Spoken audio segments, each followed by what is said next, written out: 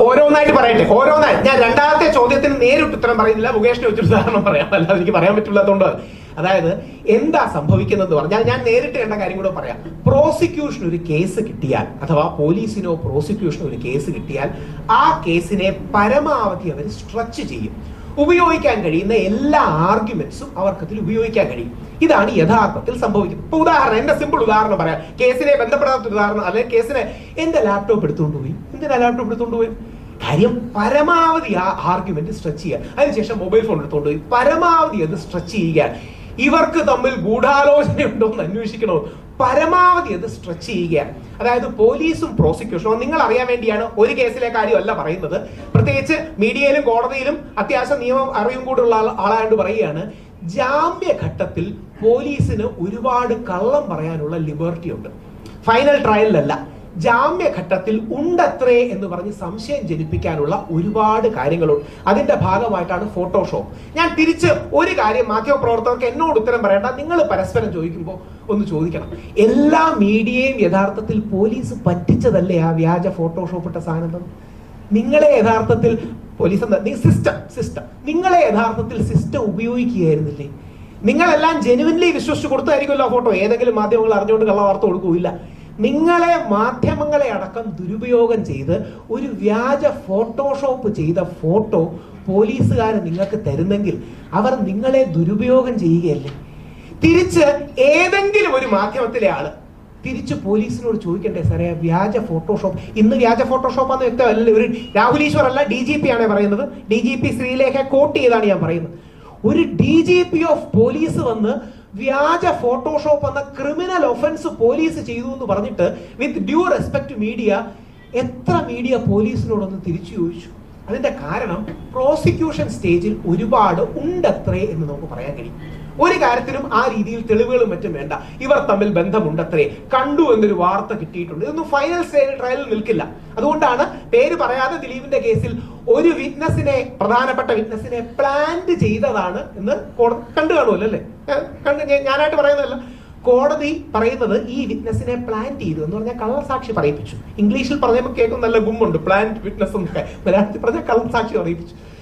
ഇത് കോടതി വിധിയിൽ കണ്ടെത്തിയിരിക്കുന്ന കാര്യങ്ങളല്ലേ സാറേ. എന്താണ് ഈ അപ്രൂവ്? ആരൊക്കെയാണെന്നറിയാവോ? കാവ്യ മാധവൻ ആരാ? ഇനി അടുത്ത നല്ല ചോദ്യമാണ്, thank you for that question. ഈ ആരൊക്കെയാ മൊഴി മാറ്റിയെന്നറിയാമോ? കാവ്യ മാധവൻ, ദിലീപിന്റെ സഹോദരൻ സിദ്ദിഖ്, ഇവരൊക്കെ ആദ്യം ദിലീപിനെതിരെ മൊഴി പറഞ്ഞു. എന്താ സംഭവിക്കുന്നറിയോ? നിങ്ങൾ അറിഞ്ഞിരിക്കണം. ഇവര് പറഞ്ഞു എന്ന് പറഞ്ഞ് പോലീസ് കുറെ മൊഴി എഴുതിയെടുക്കും. ഇവര് പറഞ്ഞു എന്ന് പറഞ്ഞ് പോലീസ് കുറെ മൊഴി എഴുതിയെടുക്കും. എന്നിട്ട് പിന്നീട് പറയും ഇവരാ മൊഴി മാറ്റി.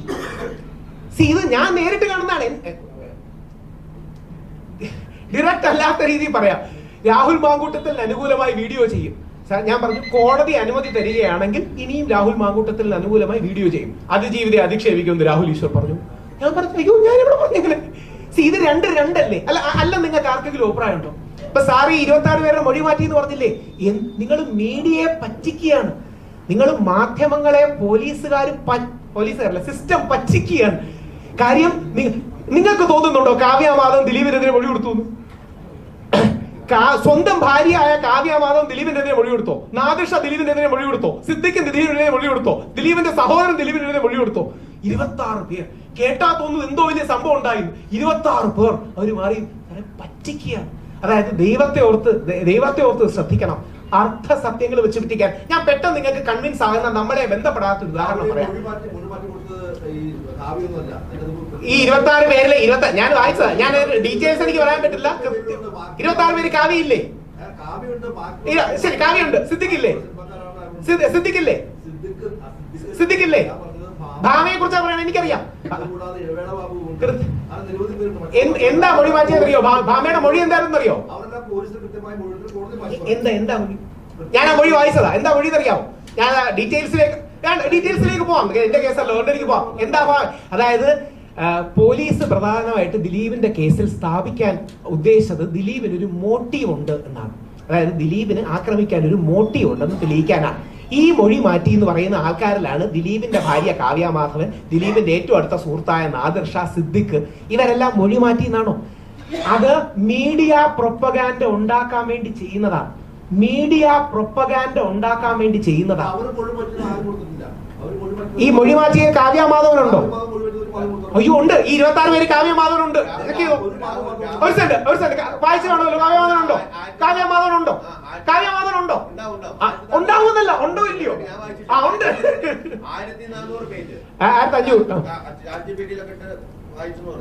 1500 സാറേ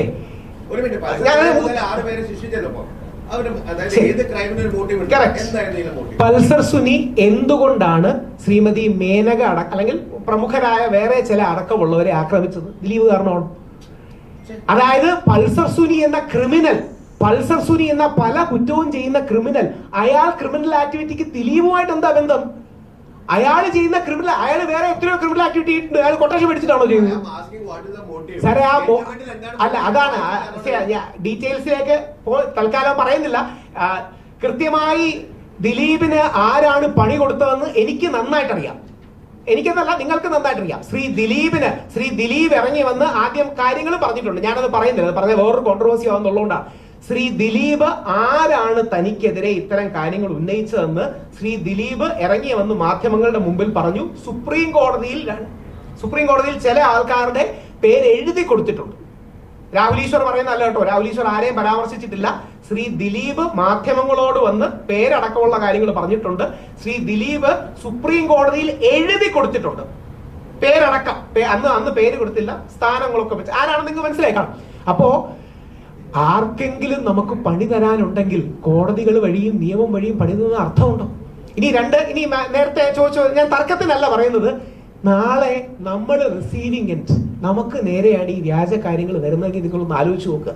ഞാൻ എന്റെ കേസിൽ ഡീറ്റെയിൽസ് പറയാതൊരു ചോദ്യം ചോദിക്കാം. നിങ്ങളിൽ ഒരാൾക്കെങ്കിലും അഭിപ്രായം ഉണ്ടോ ഞാൻ ചിത്രങ്ങളോ എന്തെങ്കിലും ഷെയർ ചെയ്തു? അങ്ങനെ പറഞ്ഞല്ലേ കേസ് എടുത്തത്?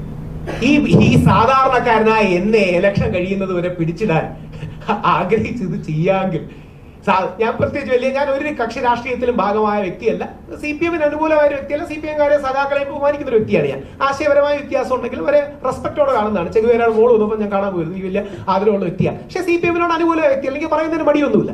ഞാൻ ഒരു ഹിന്ദു റൈറ്റ് വിങ് ആക്ടിവിസ്റ്റാണ്. പക്ഷേ എന്നെ പോലൊരു സാധാരണക്കാരനെ ഇലക്ഷൻ കഴിയുന്നതുവരെ കുടുക്കി അകത്തിടാൻ ഇത് ചെയ്യാമെങ്കിൽ മറ്റേ കേസിൽ എന്തൊക്കെ ചെയ്യാം? ഇനി ഞാൻ നേരത്തെ TV ചോദിച്ചൊരു ചോദ്യം ഇവിടെ ചോദിക്കാം. ശ്രീ ദിലീപിനെതിരെ കടുക് മണിയോളമെങ്കിലും തെളിവുണ്ട്? എനിക്ക് ശ്രീ ദിലീപിനോട് ഒരു വ്യക്തിപരമായ ബന്ധമില്ല. വല്ലപ്പോഴും കാണുമ്പോൾ ചിരിക്കും, പണ്ടിയ ഇന്റർവ്യൂ. എന്തെങ്കിലും കടുക് മണിയോളം തെളിവുണ്ടോ? കടുക് മണിയോളം തെളിവ്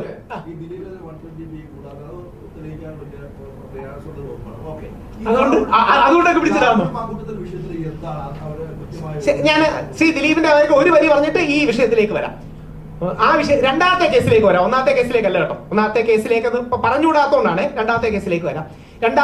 ശ്രീ ദിലീപിനെതിരെ കടുകുമണിയോളം തെളിവില്ലെന്ന് ഇപ്പൊ നിങ്ങൾക്ക് ബോധ്യമായി കാണുമല്ലോ. ഇനി മേൽക്കോടതികളിൽ പോകുമ്പോഴും ബോധ്യമാവും. അങ്ങനെ സുപ്രീം കോടതി നടക്കം വിധി വരുമ്പോ അത് ദിലീപ് ശക്തനായിട്ട് ജയിച്ചു എന്ന് പറയുന്നത്. ഒരു ഭാഗത്ത് മുഖ്യമന്ത്രി, മന്ത്രിസഭ, പോലീസ്, മീഡിയ, പ്രോസിക്യൂഷൻ ഇവര് നിൽക്കുമ്പോഴും മറുഭാഗത്ത് ദിലീപ് അല്ല, ഒരു ധൈര്യമുള്ള വനിതാ ജഡ്ജി. ഇനിയും ഞങ്ങളടക്കമുള്ള ഭാവിയിലെ LLB സ്റ്റുഡൻസ് കണ്ടുപഠിക്കേണ്ട, വെച്ചു പൂജിക്കേണ്ടതാണ്.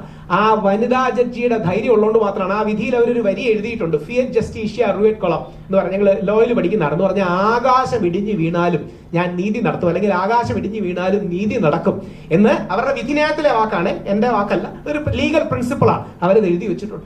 ആ നട്ടലുള്ളൊരു വനിതാ ജഡ്ജി ഇല്ലായിരുന്നെങ്കിൽ മാധ്യമ സമ്മർദ്ദവും ഗവൺമെന്റ് സമ്മർദ്ദവും വഴി ശ്രീ ദിലീപ് അകത്ത് കിടക്കേണ്ടി വരുവായിരുന്നു. ആ സ്ത്രീയുടെ, ആ ഒരു അമ്മയുടെ, അവരുടെ ധൈര്യവും സത്യസന്ധതയും കാരണം മാത്രമാണ് ഒരു തെളിവുമില്ലാത്തത്. സാറിലേക്ക് വരുന്നതിന് ഒരു കാര്യം കൂടെ പെട്ടെന്ന് പറഞ്ഞാലേ കൺവിൻസ്ഡ് ആവും. നമ്മൾ നോർത്ത് ഇന്ത്യയിൽ കന്യാസ്ത്രീമാരെ കള്ളക്കേസിൽ കൊടുക്കുമ്പോൾ നമുക്ക് ഔട്ട്റേജ് തോന്നാറില്ലേ? സിദ്ദിഖാപ്പനെ 1.5 വർഷം ഒരു കാര്യവും ഇല്ലാതെ ജയിലിലിടുമ്പോൾ നമുക്ക് ഔട്ട്റേജ് തോന്നാറില്ലേ? അല്ലെങ്കിൽ മുഹമ്മദ് സുബൈർ എന്ന ഫാക്ട് ചെക്കറിനെ അങ്ങനെ ചോദ്യത്തിലേക്കാണ് വരുന്നത്. ഞാൻ ഒരു സെക്കൻഡ് അല്ലല്ല, അങ്ങയുടെ രണ്ടാമത്തെ ചോദ്യത്തിലേക്കാണ് വരുന്നത്. അല്ലല്ല, അതുകൊണ്ടല്ല രണ്ടാമത്തെ ചോദ്യത്തിലേക്കാണ് വരുന്നത്. എനിക്ക് ഒരു സെക്കൻഡ് തരൂ. ഒരു സെക്കൻഡ് ഞാൻ കേസുകളുടെ കാര്യം പറഞ്ഞു. ഒരു സെക്കൻഡ് എടുക്കും. അല്ല, ഞാൻ അങ്ങയുടെ ചോദ്യത്തിലേക്കാണ് വരുന്നത്. ദയവായി എനിക്ക് ഒരു സെക്കൻഡ് തരൂ. ദയവായി ഒരു സെക്കൻഡ് തരൂ. അല്ല, ദയവായി ഒരു സെക്കൻഡ് തരൂ. ദയവായി ഒരു സെക്കൻഡ് തരൂ. കള്ളക്കേസുകളുടെ കാര്യമാണ് പറയുന്നത്. കന്യാസ്ത്രീമാരുടെയോ സിദ്ദിഖാപ്പന്റെയോ അല്ലെങ്കിൽ ഷാറൂഖ് ഖാന്റെ മകന്റെയോ കള്ളക്കേസ് നമ്മൾ കേൾക്കുമ്പോൾ നമുക്ക് ദേഷ്യം വരില്ലേ? ഇനി താങ്കൾ പറഞ്ഞ രണ്ടാമത്തെ ക്വസ്റ്റ്യൻ, ആ ദേഷ്യം നമുക്ക് ഇവിടെ തോന്നാത്ത എന്തുകൊണ്ടാണ്? ഈ പരാതിയിൽ കോടതി സംശയം പ്രകടിപ്പിച്ചില്ലേ? ഞാൻ കുറച്ചേ വാർത്ത കണ്ടുള്ളൂ, മറ്റേ ഹോസ്പിറ്റൽ ബ്ലോക്കിൽ രാഹുൽ ഇല്ലെങ്കിൽ പറയണേ കേട്ടോ, ഞാൻ തിരുത്താൻ തയ്യാറാണ്, തിരുത്തി മാപ്പ് പറയാൻ തയ്യാറാണ്. രണ്ടാമത്തെയാണ് പറയണേ, ആദ്യത്തെ കാര്യമേ ഞാൻ മെൻഷൻ ചെയ്യുന്നില്ല, രണ്ടാമത്തെ കാര്യം മാത്രമേ മെൻഷൻ ചെയ്തു. രാഹുൽ മാങ്കൂട്ടത്തിനെതിരെ ബാംഗ്ലൂരിൽ നിന്ന് വന്ന വ്യാജ റേപ്പ് പരാതിയിൽ, വ്യാജ റേപ്പ് എന്ന് ഞാൻ വിളിക്കുന്ന റേപ്പ് പരാതിയിൽ കോടതി സംശയം പ്രകടിപ്പിച്ചോ ഇല്ലയോ? പ്രകടിപ്പിച്ചോ ഇല്ലയോ? ഇല്ല, പറയണം, ഇല്ലെങ്കിൽ പറയണം. കോടതി പോലും സംശയം, അതാണ് വെൽ ഡ്രാഫ്റ്റഡ് പരാതിയാണെന്ന് KPCCയിലെ ഒരു പ്രമുഖനായ ആൾ പറഞ്ഞത്. അപ്പൊ എന്താ ഇങ്ങനെ പറയാൻ പാടില്ല, അത് സ്ത്രീ വിരുദ്ധമാണ്. കള്ള പരാതി കൊടുത്തിട്ട്, വ്യാജ റേപ്പ് പരാതി കൊടുത്തിട്ട് അത് വ്യാജ റേപ്പ് പരാതി എന്നല്ല, വെൽ ഡ്രാഫ്റ്റഡ് ആണെന്ന് പോലും പറയുന്നത്, അത് സ്ത്രീപക്ഷ വിരുദ്ധമാണ്. സുഹൃത്തെ, ഞാൻ താങ്കളോട് ചോദിക്കുകയാണ്, ഇത് ഞാൻ പറഞ്ഞ തെറ്റാണോ? Correct me if I am wrong. കോടതി സംശയം പ്രകടിപ്പിച്ചോ? പ്രകടിപ്പിച്ചോ? കോടതി സംശയം പ്രകടിപ്പിച്ചാലെങ്കിൽ നമുക്കത് പറഞ്ഞുകൂടെ? ഇല്ലെങ്കിലേ എന്താ ഡിഫൻസ്? രാഹുൽ മാങ്കൂട്ടത്തിൽ എന്ന് പറയുന്ന കോൺഗ്രസിന്റെ സ്റ്റാർ ആയിരുന്ന, ഇപ്പോഴത്തെ അല്ല, സ്റ്റാർ ആയിരുന്ന ഒരു വ്യക്തിക്ക് സപ്പോർട്ട് ചെയ്യാൻ ആരും കൂടില്ലെങ്കിൽ ഒരു സാധാരണക്കാരൻ എന്തുണ്ടാവും? എനിക്കും നിങ്ങൾക്കൊക്കെ എന്തുണ്ടാവും? രാഹുൽ മാങ്കൂട്ടത്തിനെ പോലെ, ഷാഫിയെ പോലെ കോൺഗ്രസിലെ ഏറ്റവും പ്രഗത്ഭരായ യുവനിരയെ ഈ രീതിയിലാണ് വേട്ടയാടുന്നെങ്കിൽ നാളെ നമുക്കെതിരെ ഒരു വ്യാജ പരാതി വന്നാൽ നമ്മുടെ കൂടെ ആരുണ്ടാവും? ദയവായി ഒന്ന് ആലോചിക്കുക. നാളെ ഈ പരാതി നിങ്ങൾക്കെതിരെ വന്നാലോ, നാളെ നിങ്ങളുടെ ഓഫീസിലെ ഒരു തർക്കത്തിന്റെ, ഓഫീസിലെ ഒരു പ്രശ്നത്തിന്റെ പേരിൽ നിങ്ങൾക്കെതിരെ ഇതേപോലെ വ്യാജ പരാതി വന്നാലോ, ആദ്യത്തെ തർക്കത്തിന്റെ പേരിൽ നിങ്ങൾക്കെതിരെ വ്യാജ പരാതി വന്നാലോ, ഇപ്പൊ അവിടെ സ്റ്റേഷൻ കിടപ്പുണ്ട്, ഞാൻ കേസ് വെരിഫൈ ആയിട്ടുണ്ടാ പറയാത്തത്, ട്യൂഷൻ എടുക്കുന്ന ഒരാളാണ്, ആ കുട്ടിയുടെ അച്ഛൻ ഇവരുമായിട്ടുള്ള ഉടക്കായി കൊണ്ട്. ഞാൻ ഇനി മാധ്യമങ്ങളിലെ ഒരാളുടെ കാര്യം പറയാൻ കേട്ടോ, മോശമായിട്ടല്ല, എനിക്ക് ഏറ്റവും ഇഷ്ടമുള്ള ഗൗരിദാസ് നായർ സാർ, എസ്പെഷ്യലി മുതിർന്ന ആൾക്കാർക്ക് ഓർമ്മ കാണും, ഒരു കരിയർ തീർന്നില്ലേ? എന്താ ഗൗരിദാസ് നായർ സാറിന്റെ തെറ്റ് ചെയ്യുന്നറിയാമോ? ഒരു ചെന്നൈയിൽ ഇരിക്കുന്ന പെൺകുട്ടി ഒരു വ്ലോഗ് എഴുതി, എനിക്ക് നേരെ അയാൾ അപ്രോച്ച് ചെയ്തു, ഒന്നും ചെയ്തു എന്നല്ല, ഹിന്ദു പോലുള്ള നമ്മൾ ഏറ്റവും ആദരിക്കുന്ന പത്രത്തിൽ പോയില്ലേ സാറേ, ഏതെങ്കിലും കേസ് ശിക്ഷിച്ചോ? ഏതെങ്കിലും കേസ് ശിക്ഷിച്ചെങ്കിൽ ഇപ്പം പറയണം, ഏതെങ്കിലും കേസ് ശിക്ഷിച്ചോ? ഞാൻ ഒരു കാര്യം ചോദിച്ചോട്ടെ, നിങ്ങളുടെ സീനിയറായ ഗൗരിദാസൻ നായരെ കുറിച്ച് ഇതേവരെ നെഗറ്റീവ് അല്ലാത്ത, ഓൾറെഡി പബ്ലിക് ഡൊമൈനിലുള്ള കാര്യം ഞാൻ പറയുമ്പോൾ വേറെ പല കേസുകളുണ്ട്. എവിടെ ഉണ്ട്?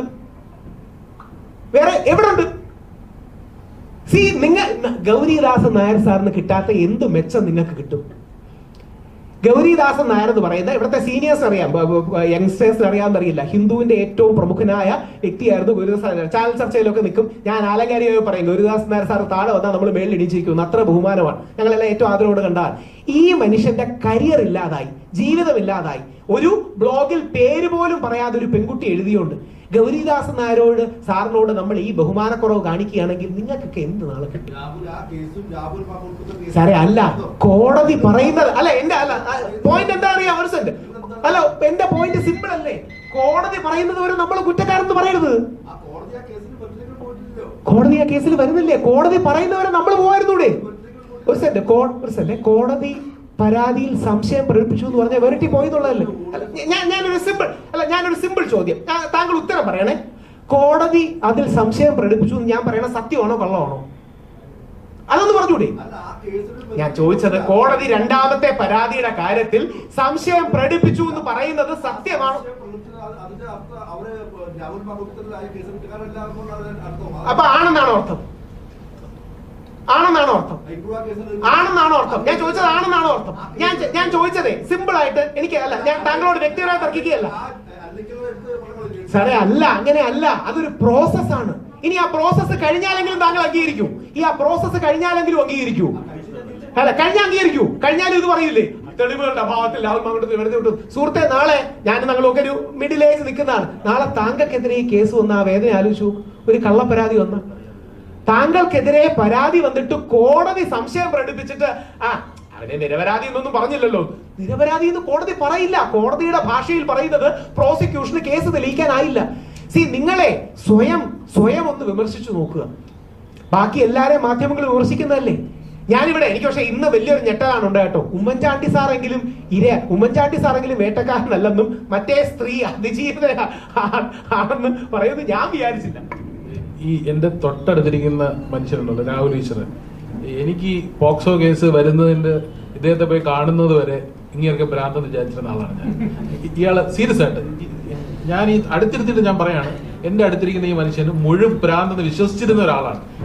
എനിക്ക് സ്വന്തമായിട്ട് ഞാൻ കണ്ടുപിടിച്ചിട്ടാണ്, എനിക്ക് സ്വന്തമായിട്ടൊരു അനുഭവം എന്റെ ജീവിതത്തിൽ വന്നപ്പോൾ എനിക്ക് മനസ്സിലായി അങ്ങേർക്ക് ഭ്രാന്തില്ല. അങ്ങനെ പറയുന്നത് വാസ്തവമാണ്. ഇതുപോലെ വ്യാജമായ പുള്ളി എപ്പോഴും ഫൈറ്റ് ചെയ്യുന്നത് കേസിനെതിരെയോ അല്ലെങ്കിൽ അതിജീവിതക്കെതിരെയോ ഒന്നുമല്ല, വ്യാജമായ പരാതികൾക്കെതിരെ അല്ലെങ്കിൽ വ്യാജമായ ഒരാളോട് ഒരു പേഴ്സണൽ ഗ്രഡ്ജ് ഉണ്ടെങ്കിൽ ഇന്ന് ഏറ്റവും എളുപ്പം അത് തീർക്കാൻ ഏറ്റവും ഈസി ആയിട്ടുള്ള വേ എന്ന് പറയുന്നത് ഒരു FIR അറിയാവുന്ന ഒരു പോലീസ് സ്റ്റേഷനിൽ ലോഡ്ജ് ചെയ്യാം. ഞാൻ ഒരു ക്ലാസിക് എക്സാമ്പിൾ പറഞ്ഞു. എനിക്കിവിടെ പേരെടുത്ത് അറിയാവുന്ന ഒരുപാട് ജേർണലിസ്റ്റുകൾ, എനിക്ക് പെട്ടെന്ന് ഓർമ്മ നമ്മുടെ ജയമോഹൻ ചേട്ടൻ.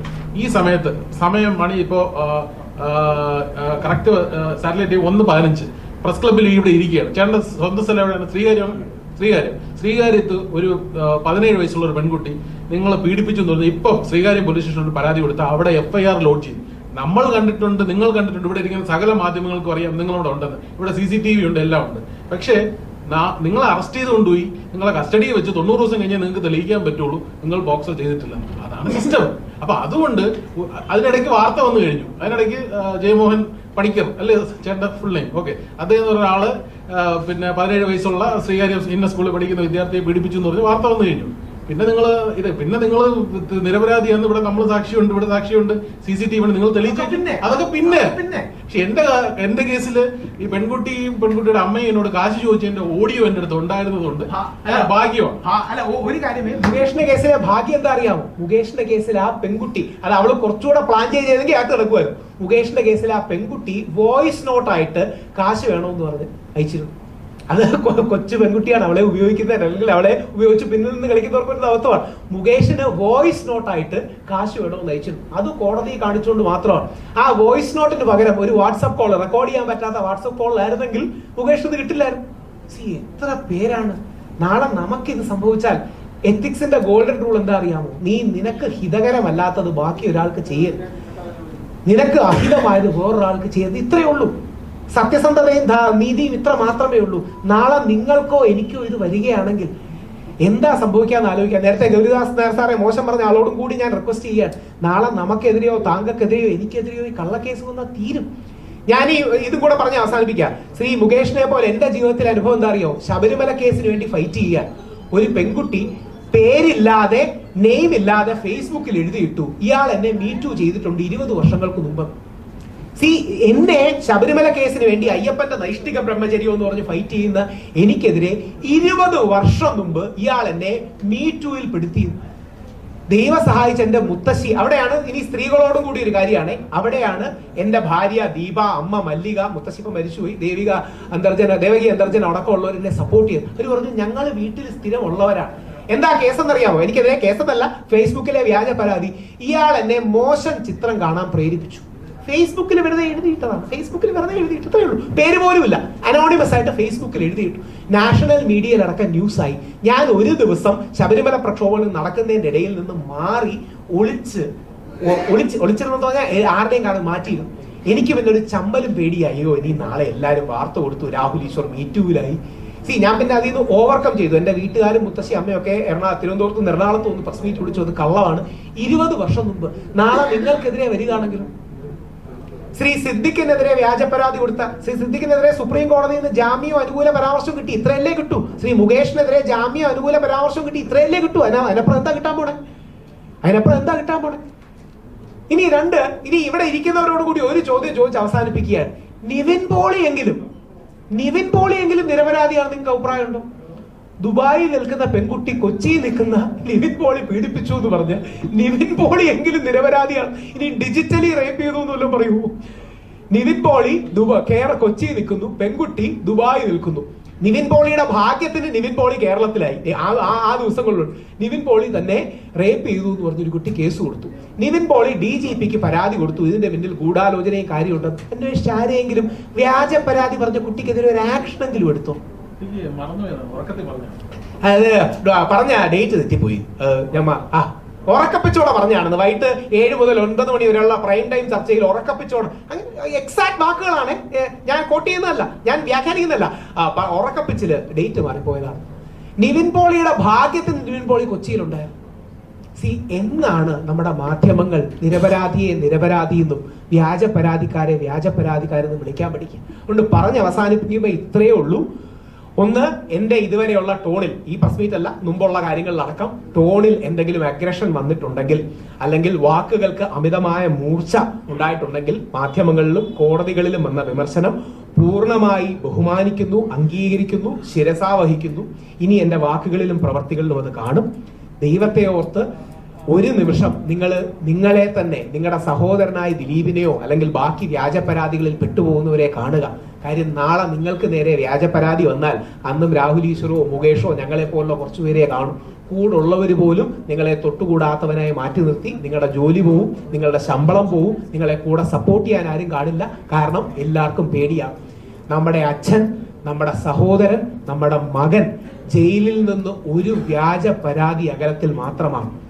നിങ്ങൾ, ഞാൻ, മുകേഷ്, നമ്മൾ ഓരോരുത്തരും, നമ്മുടെ അച്ഛൻ, നമ്മുടെ സഹോദരൻ, നമ്മുടെ മകൻ ജയിലിൽ നിന്ന് ഒരു വ്യാജ പരാതി അകലത്തിൽ മാത്രമാണ്. അതുകൊണ്ട് ഗാന്ധിജി പറയുന്നത് പോലെ സത്യമാണ് ദൈവമെന്ന തിരിച്ചറിവിൽ സത്യത്തോടൊപ്പം നിൽക്കാൻ നമുക്ക് പറ്റണം. അതിജീവിതയോടോ പരാതിക്കാരിയോടോ വാദിയോടോ അല്ല, സത്യത്തോടൊപ്പം. എന്താണ് സത്യം എന്ന് പറഞ്ഞാൽ ഈ എത്രയോ ജനുവിൻ പരാതികളുണ്ട്, എല്ലാം ബഹുമാനിക്കുന്നു. അതുകൊണ്ട് സത്യം എന്താണോ ആ സത്യമാണ് പ്രധാനം. പരാതിക്കാരി അല്ല പ്രധാനം, ആരോപിതനല്ല പ്രധാനം.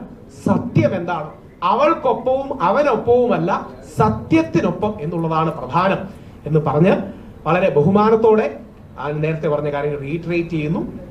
ചോദ്യങ്ങളൊന്നുമില്ല. Thank U.